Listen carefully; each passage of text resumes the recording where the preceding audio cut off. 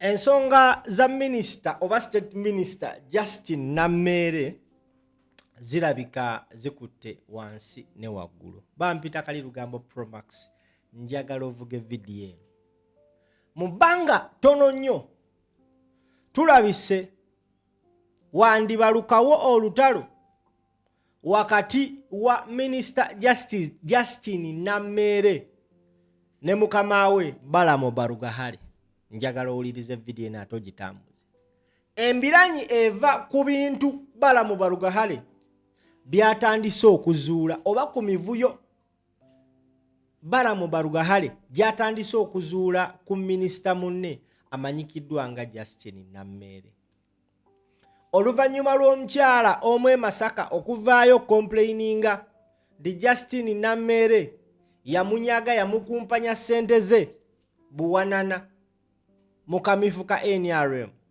Ebintu bingi bitandise okuba nga bisafesinga ebiraga Nammere nga ze yenyigira nnyo mu mboozi z'okufera okumpanya n'okunyaga abantu. Tambuza video givuge givuge ganguddeko.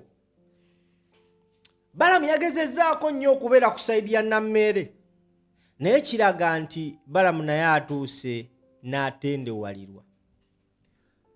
Ebintu ebize bitandise okwogera ku Nammere, abantu batandise okuzuula nti Nammere Justin kirabika si mmere nga wakava ku nsonga z'emmwanyi ate waliwo obujulizi obulala obuzze nti Nammere yaferanga abantu nga baferera mu linnya lya New Vision. Twabale tukyali awo omuvubuka omu avuga Uber n'avaayo n'agamba mbu Nammere yamuvuza emmoloko okuva e Kampala mpaka Masaka n'amuzza e Kampala n'abako wa parking Nammere n'ayita mu lukubo n'amyansa. Ne bannaye nze simanyi nakumanya. Kati nno teri kisinga kuba kizibu mu nsi muno nga kukwata akuwalana neyegatta n'akubanja. Twabadde tuli awo Farida Nakazibwe n'alyoka agwa mu nsonga za Justin Nammere. Remember, Farida Nakazibwe ne Justin Nammere bali kabwanango. Oluvannyuma lw'omukyala omu oyo okuva n'akomplaininga Justin Nammere nga bamaliziza ensonga ze, Nammere yagenze n'amusavinga mbu amuwawaabira omusango gw'okwonoona erinnya lye. Bino ebyagudde mu matu ga Farida Nakazibwe eyalinako ko olutalo ne Justin Nammere n'avaayo n'agamba omukyala totya oyo bw'atyo nange yabinkola. Mu posti Farida Nakazibwe gyataddeko mu kutu gwa X, Nakazibwe avudde n'agamba eggwanga, the supplier doesn't have to worry much. She also sued me for defamation in 2019. Never showed up at all for any mediation sitting. Not even her lawyer did. I only saw many months later on media tour, convincing the world how the case was concluded in her favor. Okawulide?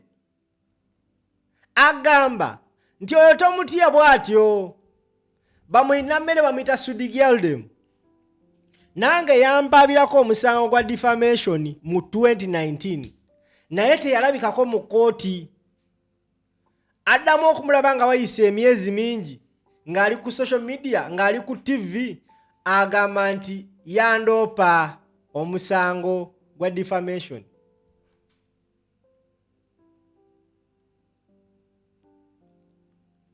That I should apologize. I waited for her to share a copy of the judge's ruling. Up to date, I am still waiting, surprisingly, as she concluded the media tour with no apology from me. She said, I have withdrawn the case for peace sake. Naye Farida ate naawe ogenda tussa bussa nseko. Now, oluvannyuma lw'omukyala oyo okuvaayo okwekubira omulanga ku nsonga za Nammere okumunyaga ssente ze ez'emmwanyi, Balamba Lugahale yayise olukiiko mu ofiisi ya RCC e Masaka. Mu lukiiko luno baatudde ne batema nsale butya we bagenda okweŋŋanga ensonga eno erabise mawulire n'ebaswaza okukamala. Buli omu yaweereddwa omukisa okwogera ensonga ze, era ne Nammere yabaddewo okuba ng'ayogera ensonga ze. Wabula gwatulaba njagala nkulage a sneak peek of what happened mu office eyo. Baatuuse ekiseera Balamba Lugahale ne bimusobera n'agamba bannamawulire mbadde nsaba musoke mufulume njogereko n'abakyala bano, nga kiraga nti oba oli awo ensonga ezimu zaali tezeetaaga mu mawulire. Njagala owulire ekyabadde mu kayumba ako. Tukomewo.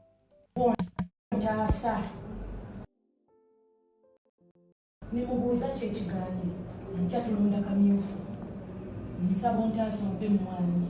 Nimubuuza mmeka nimugamba naye nze ndi ku dduuka kankubire omwami wange agende ku dduuka naŋŋamba mpeereza abatukutuku agenda basangayo naweereza abatukutuku nitulodingi mumwanyi omwami wange nazitambulirako paka budde kukya ng'agaba mumwanyi ezo mu kamyufu. Netuva mu kamyufu ng'awangudde netutandika kubanja ki mwanyi sente zimwanyi netubanja jasimbagamba sokozaali za miliyoni 10.15 netutandika okubanja nagamba lindako Anita Amongo yansuubiza akasente bwampa ngenda ku nemugamba mwanyi nagamba batusuubiza ne sente z'ebifaananyi tofaayo olufuna sente z'ebifaananyi nga kusasula nagamba Justine ndi mukazi kunako akasente kalina okuddamu nekakola ki nekakola projekiti ngenda kukuwa wayitawo ebbanga neziramu nemujjukiza nagamba ngenda Kampala siva Kampala nga sirese sente nemumiikiriza nemugamba okomawo ddi nagamba ngenda kukomawo namanya nti akomyewo nemukubira essimu nagamba wendi ewaka neŋŋenda ewuwe nengongona nenyingira nebanzigula neŋŋamba maidi we nemugamba nsaba kumpitira kunkya.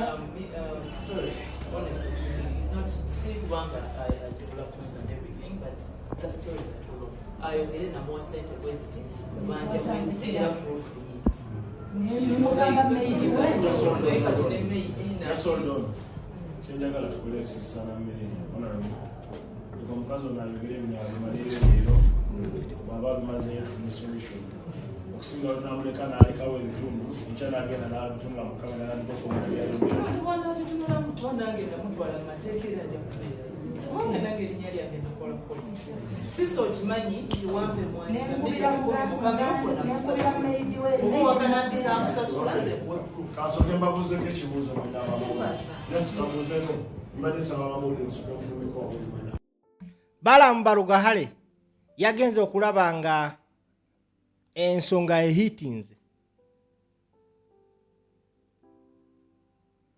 n'asalawo goba bannamawulire. Kati waliwo omwami gwe bazzenga boogeramu eno emboozi. Omwami oyo eyayogeranga ne Nammere oba eyakonenetinganga ne Nammere mu nsonga ze mwanyi directly. Omwami naye finally yavuddeyo. Naye n'omwami naye nga byayogera agamba Nammere she is close to Sitaani. Naye Nammere bannaye alabye ennaku buli omu tamwagala. Omwami gwe babadde nga boogerako mbwe eyayogeranga ne Nammere because Nammere yagambye nze mbadde negaana. Nammere abadde agamba nti nze nalinga soogera naawe mukazi gwe nali njogera na mwami mulala era nga agamba omwami yamusasula. Omwami naye mu meeting yabaddemu. Kati njagala owulirize emboozi tukomewo. Omusa president atuyita nti mujje wano lwakitulaba nga tuvudde mulaale sirika sinabana kutuuka byakubanja mumwanyiza tuula mu lukiiko bwensirika ono nayogerawo twayogera edimulesi Nammere asituka n'obuuza Museveni n'atuulaawo pulezidenti Museveni watuulaawo mu ntebe Pulezidenti Museveni n'atuulaawo ng'atuddeawo nga bw'otudde. Nammere n'ayimirira n'agamba pulezidenti nti ono wamugamba okumpa emmanyi kazituwadde nga wendi ntudde ntunula bweki nga ntunula oba yakakasa ebigambo bino kuliko kati minisita omu owagenda mukubira no toleta bintu bitakwatagana mu lukiiko omubuuzi kyekyali mu lukiiko ajja kikubulira facts tinze bampa omutwalo gumu emitwalo 17 mu 15 bamukakaaga aligamba pulezidenti Balamu nali simanyiyo muntu awayiriza ku nsi kuno nti omuntu osobola okuba nga watambudde naye mu mmotoka n'atuuka wali n'afuuka engo twatambulanga babiri tondewakana n'atuuka wali nanewakana nayogera ebintu bitaka nimubuuze bwe twava mu lukiiko nti obadde tusobola kuŋŋamba nti mu lukiiko kwanza saagenda kubanja maanyi Balamu twali tukyali mu kalulu nasibina birowooza naye nga bwongo bange buŋŋamba nti ono ayinza okuba awanadda mu sensi ze anategeera obulumi nti business otulaba bwetuvaayo gijanyiize era obutakkaanya bwange bwoyo buva mu kwefuula kwe kumukyawulamu bwange namuwagiro naye tusobola kuwangula kalulu ono wadde akamyufu ate nabeera nga mwina amaanyi saba bateekeo ba election tulabe tosobola ekyo kankibule kusaana kiwako tusobola nakiwako Balamu kampuni Honorable Minister, otuvaayo ne tukomawo Masaka wano tulewona tutandika olugendo lwomugamba kolageno regimenti y'emumwanyizi wafuna tuleke tukwongereza ogambe pulezidenti tutakola ki tutako n'okutuusa olwaleero takola nkwaka ino regimenti ekkiriza mumwanyizi yaweero teri muntu ayinza kusasula Balamu ssente nga tokkirizza nti ekintu wakifuna kiraba pulezidenti Museveni ne waatuulaawo Balamu n'owita Jane Baleke n'atuulaawo ajja kugamba sitole yemu tejja kukyuka n'okutuusa olwaleero okwamaziga g'abantu ffenna tubanje ekitulumya obwavu bwe yagala okukola akenolagimenti y'emwanyizi yafa n'okutuusa olwaleero era wabanga mu lukiiko nti yafuna mwanyi banneewuunya nerezogerwa pulezidenti nti yazifuna pulezidenti ne waddaamu ekyakiddamu Honorable Balamu kyenjagala Honorable omanye teri sitole wano eyogerwa nga ya bulimba teri sitole eyogerwa nti yakwalana muntu teri sitole eyogerwa nti nambeera alina ekyaffe nti tulina ekizibu ekiva ewala ekizibu kyonna buyaayi ekizibu kyonna buyaaye tugenda kutya ku makya wano nga Nammeere Mane aneyami omusajja abugambye Nammeere oboloozi oli w'amaanyi bakole by election e Masaka ne ngamba bamukoonye ku nsolobotto ekyo kyo nange nkisaako omukono nga ne bakola by election e Masaka Nammeere tasobola yadde nakufuna ebitundu ebiwera 35 ku buli 100 era tewali kintu nga Nammeere kyasinga kutya mu nsi muno nga kumuzza mu by election kubanga n'omukyala wa NUP tatudde kuba yamubba akalulu nga n'ensi eraba Justin Nammeere Balamu alayika atuuse wagambira mu butuufu Nammeere sikusobola obuzibu bwe bakoze olwavudde mu Eastern gye wadde balowooza nti bakoze omulimu ogw'ettendo gwe twabawooninga baasibidde Masaka Nammeere agenda tuuka ekiseera nga takyasobola yita Masaka mu street okumanya nga Nammeere mukazi omusajja agambye Nammeere mukazi muzibu nnyo nga gye nkomezza nenzirukiramu Nammeere engeri gye yali awaanamu sipiika Anita Amongo maama Anita Amongo n'amusiimula mu kabina n'amusiimula mu mabere n'amusiimula eri Nammeere taddangamu kufulumya kigambo Anita Amongo mu kamwa oyo Nammeere omutyanga ne sekutya yenna kati tuwabadde tukyali awo omwana Pengo oba obukakafu oba obujulizi yabugjeewa n'aleeta obujulizi nti Nammeere guno si gwe mulundi gwe yakasooka okuzannya emizannyo gy'okukumpanya bassebo ne bannyabo njagala nammwe mwewulirireko ku Penge be yaleese simanyi gye yabijje naye mubadde mulina owulira kano tambuza vidiyo geza obubbi buviira ddala kalira mu famire ya Nameere nga tannafuuka minisita nva ku bino bebeera ng'akola ku TV mujjukira bulungi nnyo nti Nameere yalinanga emisango ali mukyala mubbi yalinga mukyala mufere era lumu yayagala okukozesa Vision Group okufera ssente gwolaba oyo bamwisako n'ekiwandiiko nno wano ewaffe nti komulabire wano kwata naye bano bakaba bange wembanga ngenda temunanga nga munsaasi era kyamwisako ekiwandiiko mu mbeera ya buferefere obwo ne wano yaferawo ono mwana tolina Justin Nameere ne wano gyali misango Justin era ne bamugamba nti komulabirako wano kino kitegeeza Vision Group wekulanga ng'ekugoyo walina omukono mu nsimbi wafunye engalo y'omukaaga ayinza yayagala okufuna ng'akozesa erinnya lya wano n'abakozi ba engalo y'omukaaga ebezzo so Justin Nameere ekyo ng'okivuddeko Nameere ajjukirwanga omukyali yakwata omusajja wa Uber n'amuvuga okuva e Masaka paka mu Kampala n'amuddukako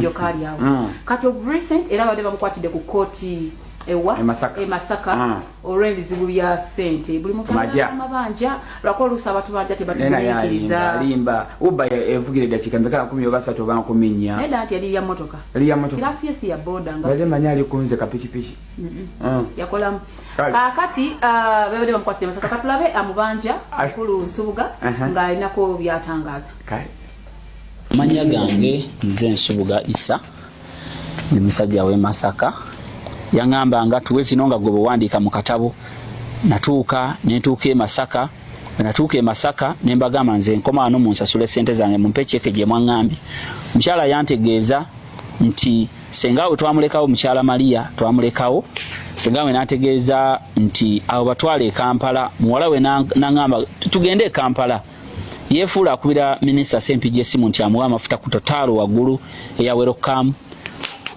then amafuta tetwagafunawo nayongeramu amafuta moroka yange netuvuga netutuuka e Kampala namuwa sente nangamba wandika nenzimuwa nga twasigala ne anko we oyo Matia wetwamala twakwata ku Northern Bypass tulina akatundu wetwatuuka nze nali sitegeerayo nnyo wetwatuuka omuwala yanzijjako sente endala emitwalo 25 nangamba kanzije bwe yagenda bwe yasula abaana bwe babulya mu lukuubo tebadda zagenda okwera saawa 2 nga tukyayimiriddeawo anko we nangamba tugende tujja mulaba nze navuga emmotoka yange nenkomawo e Masaka netandika omukubiranga esimu ng'azijjako okukana nambrokinga bwe yambrokinga nafuna esimu endala natuukirya minisita Sempijja akoze ebintu bingi nnyo ng'okumpanya abakyala ku kigambo kye bayita emmwanyi era mwalamu oyo gwe bayita Penge ye yatuletedde eggulire eyo ensi yali yageerabira dda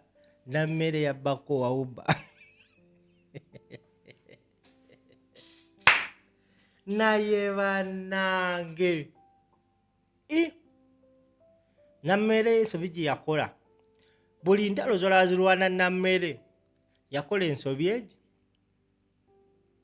kubba buwanguzi bwa bannayuganda e Masaka singa Nameere yakkiriza nti bamukubye akalo ne bamuwa ekya state minister singa Nameere emirimu gyagi bannankyukakyuka bo batereka kasita bazuula ki ate bannankyukakyuka bayirewo siba NUP bokka mu bantu bonabona abaziba kuba Nameere walabemu NUP temuli NUP eri kubyayo wabula bannayuganda bannankyukakyuka waliwo aba NRM aba DP abajema aba NUP just lwakubanga nti NUP ekutte omumuli gw'enkyukakyuka kati Nameere teyamanya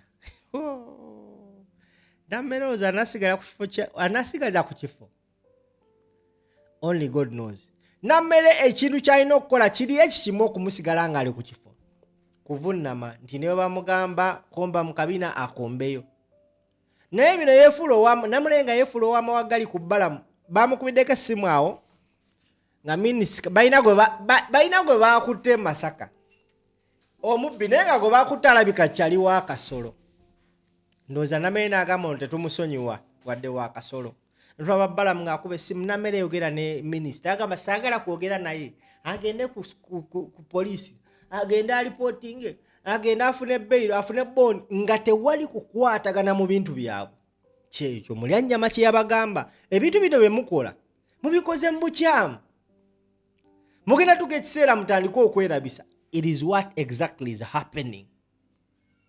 Kyekiri mu happening right now. Balaam might be a clean person because ye emizanyo ze waba yagizanya ate ko kubanga yagimanaginga bulungi nnyo. Era iza nokuba yatula kananga engeri gye nina ssente buli muntu anina kakakukulu kamujjemu anveeko. Naye Nammere y'ebbanga lyonna abadde wakuyita mu nsonda nze kasana wulidde wawuba nti yatuuka mu kakubo n'abula ne ngamba yes yono minisita wa Museveni Nammere. Ate nga nkulayira abaana bagenda leeta ebirala nze ndi wano okubawa Lugambo Kali Lugambo Pro Max ly'erinnya lyange Simple M Steady kirala ngenda kulubawa ngenda kubawa olugambo mbawa olugambo mbawa olugambo mbawa olugambo akategedde givuge bampita Simple kanyone ku mazzi nojja kunzita